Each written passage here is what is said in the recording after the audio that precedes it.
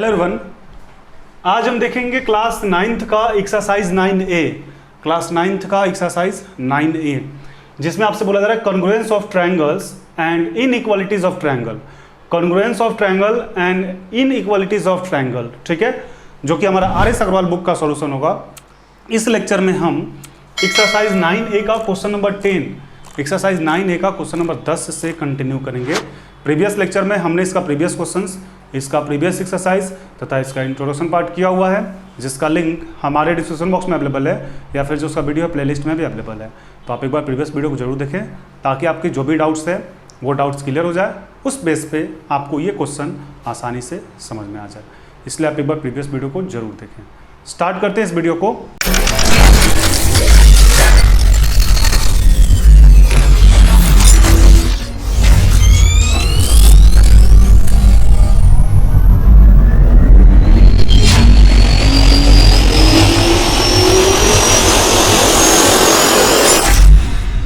Exercise 9A का पहले question आप ध्यान से समझेंगे। एक्सरसाइज 9A का जो क्वेश्चन नंबर 10 है, इसमें बोला triangle ABC is a right triangle right angle, ठीक है। ट्रायंगल ABC जो है वो राइट एंगल ट्रायंगल है, जो कि किस पे है, राइट एंगल किस पे है, A पे। Such that AB equal to AC and bisector of angle C intersect the side AB at D, prove that AC plus AD equal to BC। Question C ये बोला जा रहा है। तो सबसे पहले हम क्या करेंगे कि आपके क्वेश्चन में जो गिवन है कि triangle ABC is right angle triangle right angle at A। पहले राइट एंगल ट्रायंगल गिवन बनाते हैं जो गिवन है, और एंगल किस पे, A पे। तो राइट एंगल ट्रायंगल का मतलब तो आपको समझ में आ गया होगा कि ये 90 डिग्री होगा, ये 90 डिग्री होगा, और 90 डिग्री किस पे होगा, तो A पे। ये आपको साफ साफ क्वेश्चन में गिवन है। तो जब A ये हो गया तो B इसको कर देते हैं और C इसको कर देते हैं, ABC। यहां तक ठीक है। अब आपसे बोला जा रहा है such that AB equal to AC, AB equal to AC, ये आपको गिवन है, ठीक है। फिर साथ के साथ बोला जा रहा है and bisector of angle C, angle C का जो बाइसेक्टर है intersect the side AB side को इंटरसेक्ट करता है, यानी काटता है D पॉइंट पे। तो इसको ऐसे कर देते हैं, ये आपका हो गया D पॉइंट पे काट दिया। Prove that AC plus AD equal to BC। तो सबसे पहले क्या करेंगे, पहले तो यहाँ पे गिवन लिख देते हैं, गिवन लिख देते हैं। और गिवन में क्या लिखेंगे, गिवन में लिखेंगे AB equal to AC and bisector of angle C at AB। ये आपका हो गया गिवन में। अब प्रूफ हमें क्या करना है, तो हमें जो प्रूव करना है वो करना है AC plus AD equal to BC, ठीक है। तो आपका गिवन का और प्रूफ का काम हो गया। अब इसमें हमें करना क्या होगा, हमें दिखाना है कि AC और AC और AD इन दोनों को जोड़ते हैं तो BC के इक्वल आता है, इस BC के इक्वल आता है। तो सबसे पहले हम यहाँ पे एक ड्रॉ करेंगे DE। क्या ड्रॉ करेंगे, D। तो यहाँ पे लिखेंगे ड्रॉ अ लाइन। तो यहाँ पे क्या हो जाएगा, draw a line DE perpendicular to BC, ठीक है। एक लाइन हम ड्रॉ कर लिए जो कि DE आपका परपेंडिकुलर है, DE परपेंडिकुलर है BC पर। अब इसके बाद क्या करेंगे, प्रूफ हो गया, ड्रॉ हो गया। अब यहाँ पे आते हैं प्रूफ में। तो प्रूफ में आप सबसे पहले देखें कि इन ट्रायंगल ADC, इस ट्रायंगल को ले रहे हैं ADC, तो यहाँ पे लिख देते हैं in triangle ADC and DCE, कह सकते हैं क्या, ये और ये दोनों ट्रायंगल में, ठीक है। यहाँ पे क्या बोलते हैं, DEC। इन ट्रायंगल ADC और DEC, ये दोनों ट्रायंगल ले लिए। तो इसके बाद angle DAC equal to DAC equal to DEC बोल सकते हैं। एंगल DEC, क्यों, ये 90 डिग्री है। अभी हम यहाँ पे ड्रॉ किए हैं कि D परपेंडिकुलर टू BC। जब ये परपेंडिकुलर तो ये आपका 90 डिग्री है, और ये आपका ऑलरेडी गिवन है कि एंगल A पे जो क्या है, राइट एंगल बन रहा है, तो दोनों 90 डिग्री हो गया, ठीक है। इसके बाद आपका क्या हो जाएगा, तो इसके बाद यदि आप ध्यान दें तो ये और ये आपका ये परपेंडिकुलर हो गया। फिर ACD जो है आपके पास ACD, ये DCE के बराबर हो जाएगा क्या? ये और ये एंगल दोनों बराबर हो जाएगा। क्यों?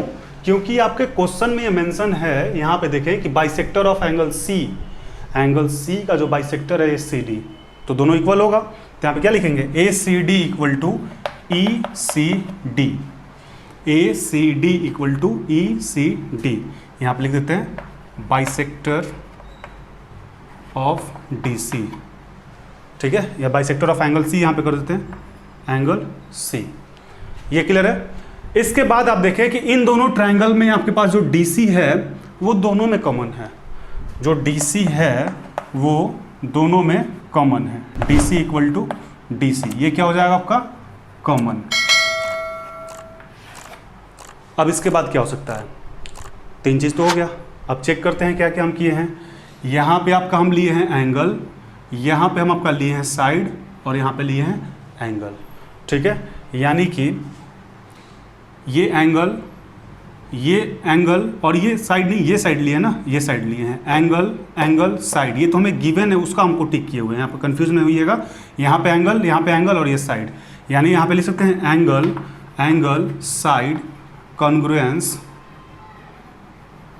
क्राइटेरियन से हमारा ये जो ट्रायंगल है, ट्रायंगल ADC कॉन्ग्रुएंट हो जाएगा ट्रायंगल DEC का, ठीक है।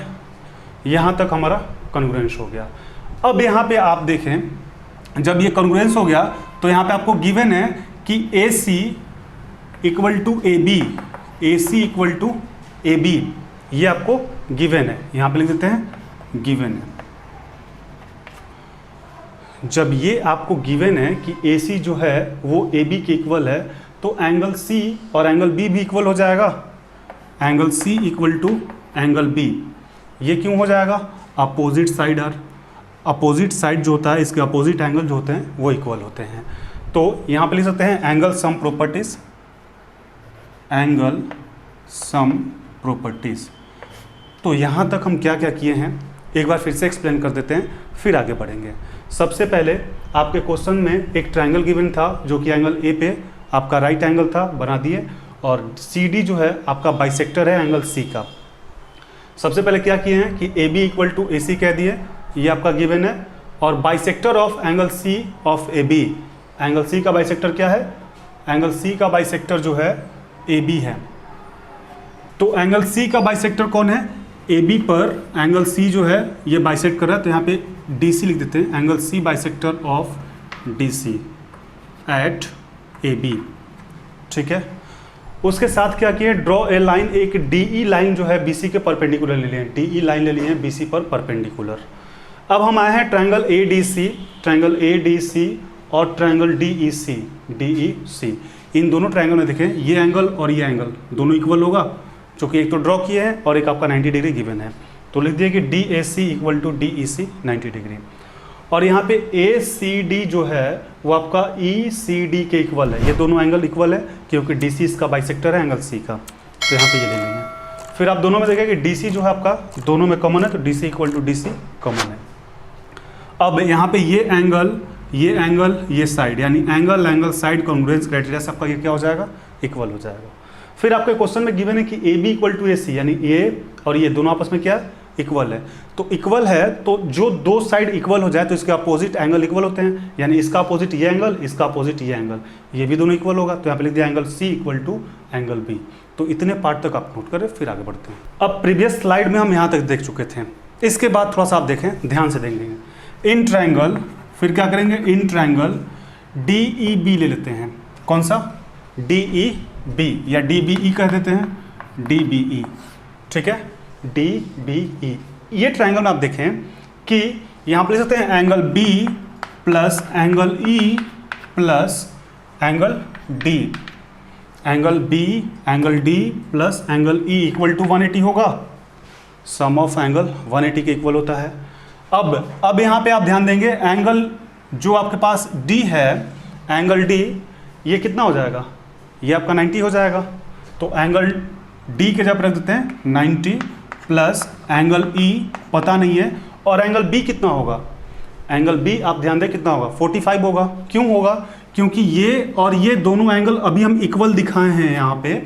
जब दोनों एंगल इक्वल होगा, ये 90 डिग्री है, यानी ये 90 कर दें प्लस इसको यदि x कर दें, फिर इसको x कर दें इक्वल टू 180, यानी 2x इक्वल टू कितना हो जाएगा 90, x equal to 90/2, x equal to 45, यानी कि आपके पास जो एंगल B है वो कितना हो जाएगा 45 इक्वल टू 180। यहाँ तक ठीक है। अब कितना हो जाएगा, एंगल E इक्वल टू हो जाएगा 180 माइनस इन दोनों को जब ऐड करेंगे तो 135 हो जाएगा ना, 135, यानी कि एंगल E इक्वल टू कितना हो जाएगा 45। ठीक है, एंगल E यहाँ पे आ गया आपका 45, ये एंगल आपके पास आ गया 45। अब इसके बाद जब ये एंगल आपका 45 आ गया, यानी कि ये एंगल और ये एंगल, तीनों एंगल इक्वल हो गया। देखें आप ध्यान से, ये तीनों एंगल जब इक्वल आ गया, तब यहाँ पे हम बोल सकते हैं क्या कि BE इक्वल टू, चूंकि एंगल इक्वल तो उसका साइड भी इक्वल हो जाएगा, यानी BE equal to DE, BE equal to DE equal to क्या हो जाएगा AD। ठीक, यहाँ तक क्लियर है। अब फिर यहाँ पे क्या कर सकते हैं, तो यहाँ पे हम लिख सकते हैं क्या कि BC, ये जो BC है ये BC equal to BE plus EC। ठीक है, यहाँ तक क्लियर है। फिर से एक बार एक्सप्लेन कर देते हैं। प्रीवियस में हम यहाँ तक पहुँच चुके थे, उसके बाद कुछ नहीं किए हैं। यहाँ पे एक ट्रायंगल ले लिए DBE, इन तीनों ट्रायंगल में एंगल D, एंगल B और एंगल E तीनों को इक्वल कर लिए। एंगल B 45 होगा, क्यों होगा, क्योंकि ये 90 डिग्री है, दोनों इक्वल है, यहाँ पे दिखा है 45 होगा। एंगल E को एंगल E छोड़ दिए और एंगल D कंस्ट्रक्शन किया है 90 डिग्री होगा, तो यहाँ पे 90 डिग्री ले लिए इक्वल टू 180। अब इन दोनों को तो 135 होगा ना, इधर जाए तो 180 माइनस 135, यानी एंगल E इक्वल टू 45। जब एंगल E आपके पास ये 45 आ गया, ये 45 आ गया, ये भी 45 आ गया, तो ये इसके अपोजिट जो साइड होंगे वो आपके क्या होंगे, वो इक्वल होंगे, यानी कि यहाँ पे BE इक्वल टू DE, ये वाला इक्वल टू AD हो जाएगा। जब ये हो गया तो फिर उसके बाद क्या किया है कि BC equal to BE plus EC कर सकते हैं, BC equal to BE plus EC। अब इसके बाद देखें आप, तो BC इक्वल टू इस BE के जगह पर हम AD लिख सकते हैं क्या, यहाँ पे देखें BE इक्वल टू AD, दोनों बराबर है, तो BE के जगह पे AD लिख सकते हैं, AD प्लस EC। अब यहाँ पे EC के जगह पे हमारे पास क्या चाहिए था, EC के जगह पे हमें AC चाहिए, तो देखते हैं EC यहाँ पे है और AD कहाँ पे है, AD यहाँ पे है। ठीक है, AD तो हो गया। EC के जगह पे हमें क्या चाहिए, AD तो आ गया आपका AC चाहिए, यानी इस EC के जगह पे हमें AC चाहिए, AC।